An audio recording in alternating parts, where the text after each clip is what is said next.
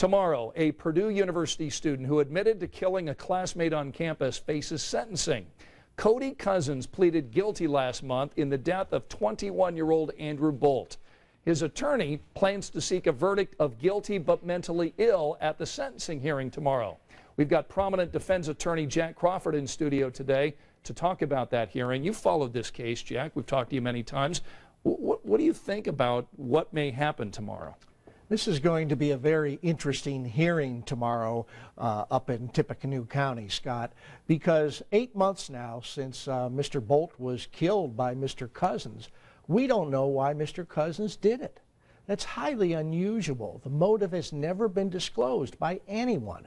That may come out at tomorrow's hearing because the judge is going to want to know that Mr. Cousins is sorry for what he did.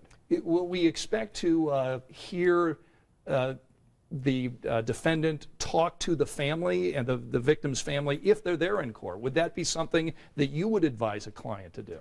That's a risky procedure. This defendant, Mr. Cousins, has a history of mental illness. If they put him on the stand, his lawyer doesn't know what he's going to say. He could say something that could hurt him at the sentencing. The sentencing range is between 45 and 65. This mentally ill thing that the prosecution is looking for, what do you think? I think the judge is going to give him some reduction of sentence because of his mental condition. And there's no question that Mr. Cousins has a past history of mental illness. So I would guess a sentence of about 50 years would be an appropriate sentence in this case from the judge. And with good time, he would be out how soon?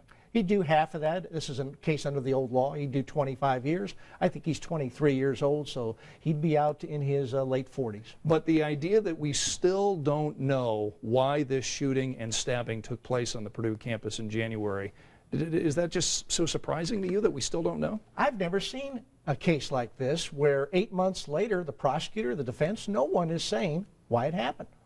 Be interesting to find out tomorrow. And again, that sentencing hearing happening up in Tippecanoe County tomorrow at 1:30. Jack Crawford, always kind enough to come down here and give us some analysis. Jack, thanks so much. Thank you, Scott.